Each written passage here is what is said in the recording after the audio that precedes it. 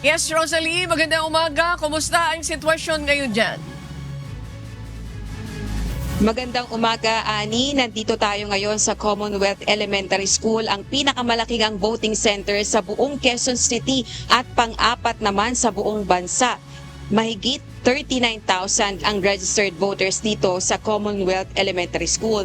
At kung makikita mo nga dito sa aking likuran, itong ating mga kababayan, 30 minutes ago nag-umpisa yung halalan. Ang nakapag-avail, syempre makapag-avail ng early voting hours, yung ating mga kababayan na senior citizen, PWD at mga buntis. Andito tayo ngayon sa isang covered court. Ito yung priority polling precinct para sa ating mga kababayan na senior citizen, PWD at mga buntis. Kung makikita niyo sa aking likuran, dito nakapaskil kung saan yung mga clustered precinct. Dito sa Commonwealth Elementary School, 43 ang clustered precincts.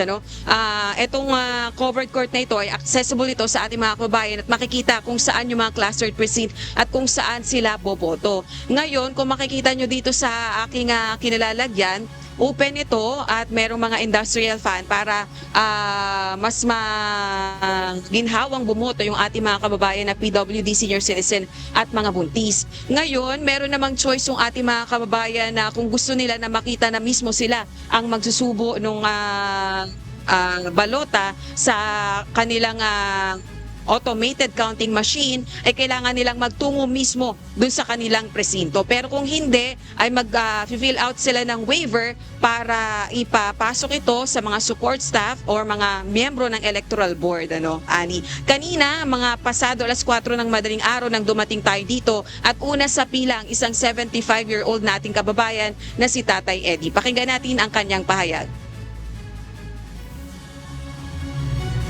Bakit niyo po gustong bumoto ng maaga? Iwas tayo sa pila.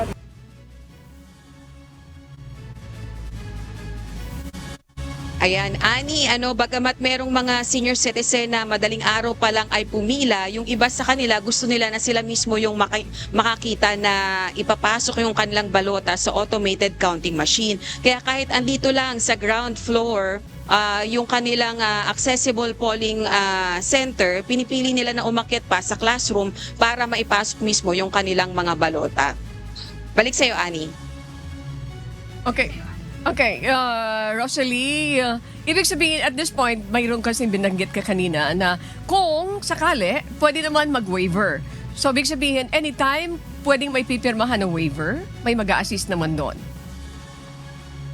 Yes, tama, Ani. Kung yung ating kababayan na senior citizen o PWD ay nais nila na dito na bumoto sa PPP o yung Priority Polling Center, pero hindi dito kasi ipapasok yung kanilang mga balota, kundi dun sa mismong kanilang mga presinto, kailangan nilang mag-fill out ng waiver.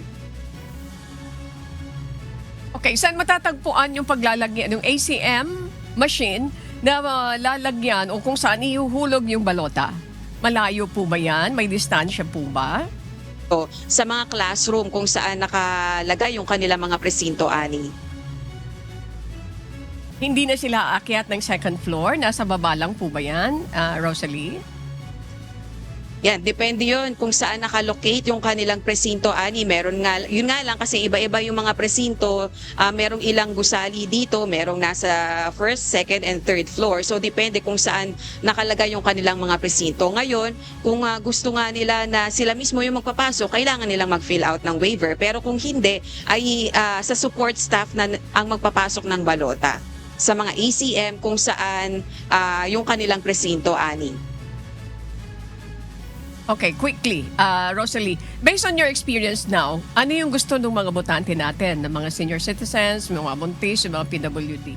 Sila mismo ang gusto maglagay doon sa ACM machine?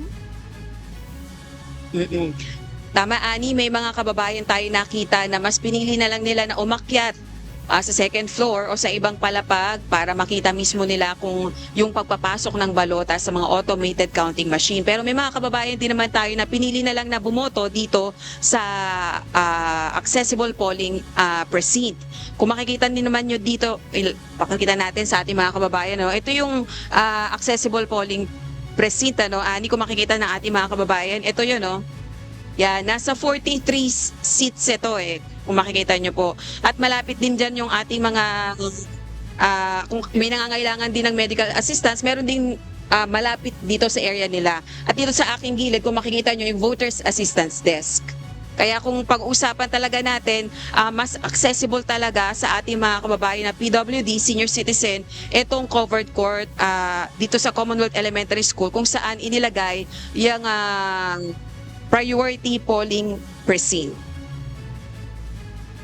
Okay, pero kung mag-decide sila na sila mismo ang gusto maglagay ng balota sa ACM, may support group naman yung mga taga-Commission on Election na pwedeng mag-assist. Maraming salamat, Rosalie. Magandang umaga sa inyo dyan sa Quezon City.